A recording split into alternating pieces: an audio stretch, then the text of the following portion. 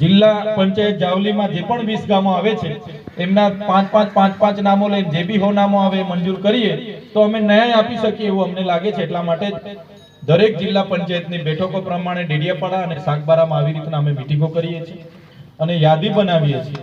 એમાં જેને વધારે તકલીફ હોય એને પ્રાથમિકતા આપીને પીવાના પાણી, રોડ રસ્તા કે જે પણ કામો અમારાથી થાય અમે કરવાના પ્રયાસો કરીએ છીએ। સાથે સાથે ધારાસભ્ય તમારા બધાના આશીર્વાદથી અમે બન્યા છે। જ્યાં પણ અમારી જરૂરત લાગે ત્યાં અમને યાદ કરજો, અમને કહેજો। અમારા કાર્યકર મિત્રો પણ તમારી વચ્ચે અવારનવાર આવતા હોય છે, એમને પણ તમે કહેજો। સાથે સાથે હું તો નાનો છું, મારા નાના મોડે મોટી વાત નહીં થાય, પણ આજે મને તમે આગેવાન બનાવ્યો છે ત્યારે મારી બે વાત પણ મૂકું છું। આપણા જે યુવા સાથીઓ છે, યુવાનો છે, એમને પણ આવનારા ભવિષ્યમાં કઈ દિશા આપણે આપવાની એ દિશા પણ આપણા વડીલોએ આપવી પડશે।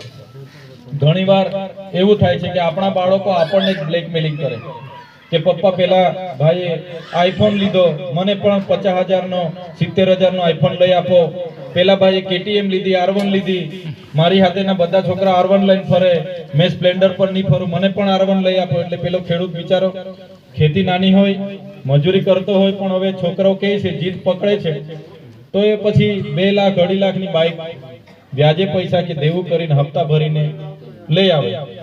કોઈ વળી લગ્ન કરવા બેસે એટલે ના ના પપ્પા મને તો રોકી સ્ટાર જ જોઈએ, નહીં તો હું લગ્ન ના કરું। એટલે રોકી સ્ટાર વાળાને પૂછો આજે ભાવ તો 2 લાખ રૂપિયા બોલે કે નહીં બોલે? 2 લાખ રૂપિયામાં હું કોઈ બેન્ડનો વિરોધી નથી, પણ આપણાથી પોહાય એટલું। હા, તમારી પાસે પૈસા હોય તમે 2 લાખ ને 3 લાખ આપીને બોલાવો, મને કોઈ વાંધો નથી, પણ દેવું કરીને આ બધું આપણે નિયંત્રણ લાવવું પડશે। હું રોકી સ્ટાર વાળો પિન્ટુભાઈ પણ મારો મિત્ર છે, આગળ પણ એ ભાઈને મેં કીધું તું થોડું સાંભળું ઓછું કર, ગાયન કલાકાર ઓછા કર ને ભાવ થોડો ઓછો રાખ। તમે કદાચ વિડીયો જોયો હશે તો કેટલાક લોકો કહે કે યાર ચૈતરભાઈ આપણા છોકરાઓનો વિરોધ કરે, પણ એવું નથી। પોયરાઓ નથી માનતા એટલે કાલે ઉઠીને શું છે પછી મા બાપ દેવેદાર થઈ જાય। દેવું છૂટતા છૂટતા અમુક વાર તો વો પણ ઘર છોડીને નાઈ જાય, લગ્ન કરીને લાવ્યા હોય, થાય કે નહીં થાય? એટલે આ બધી જાગૃતિઓ લાવવી પડશે। સાથે સાથે દરેક લોકોને હું વિનંતી કરું, મારા સાધુ સંતો, મહંતો, વડીલો પણ અહીંયા બેઠા છે, આપણે જ્યારે પણ કોઈ પણ પ્રસંગ કરીએ, અમે પણ બધા ગણેશ સ્થાપનાથી લઈને દેવ દિવાળી, નોરતા, ક્રિસમસ, હોળી, બધા તહેવારો હું પણ કરું છું। ડાયરામાં બી 2-3 વાગે અમે પણ નાચીએ છીએ, ગરબા પણ રમીએ, ભજનમાં બી 2-3 વાગે, સત્સંગમાં બી બેહું છું, બધું બરાબર। પણ સવારે ઉઠીને આપણો ધ્યેય શું છે, આપણે નીકળી જવું પડે। ત્યારે આપણા છોકરાઓ શું છે, રાતે નાચે 10-11 વાગ્યાથી ચાલુ કરે એટલે 5 વાગ્યા સુધી નાચે કે નહીં નાચે? પછી પણ આપણા લોકો થાકે નહીં।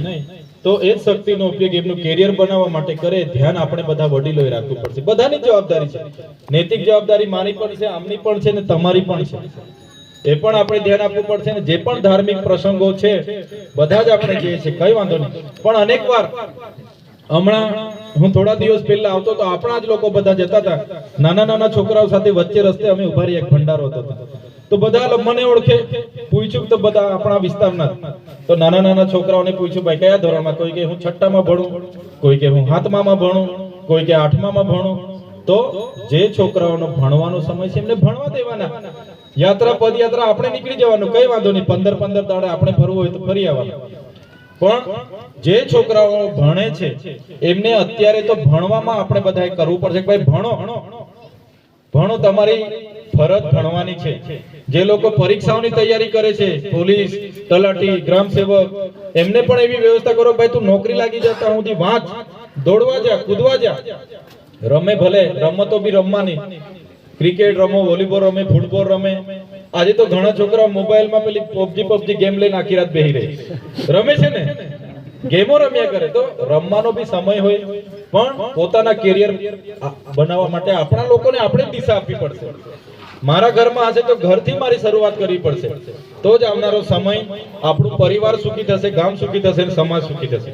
તો આજની આ જિલ્લા અને તાલુકા સંકલનમાં થોડા જ સમય જાણ કરી અને તમે સૌ વડીલો, માતા બહેનો સૌ ઉપસ્થિત થયા છો, તમામ લોકોનો હું આભાર માનું છું। મંચસ્થ આગેવાન શ્રીઓ, કાંતિભાઈ હોય, ડોક્ટર દયારામ સાહેબ, શૈલેન્દ્રભાઈ, ગિરધરભાઈ, ધરમદાસ સાહેબ, સરપંચ શ્રી શાંતિલાલભાઈ, સરપંચ શ્રી ચાંદભાઈ, બધાનો જ હું આભાર માનું છું.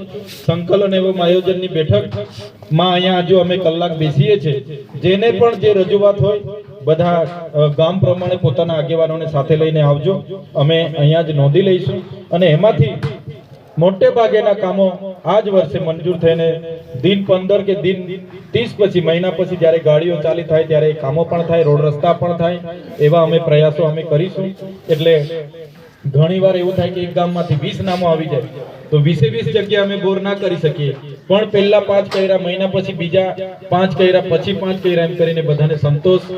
જેટલો હું એકલો પદાધિકારી ચૂંટાયેલો છું, મારાથી જેટલી ગ્રાન્ટનું થશે, જેટલું મેનેજ થશે એવા મેનેજ કરવાના પ્રયાસો કરીશ.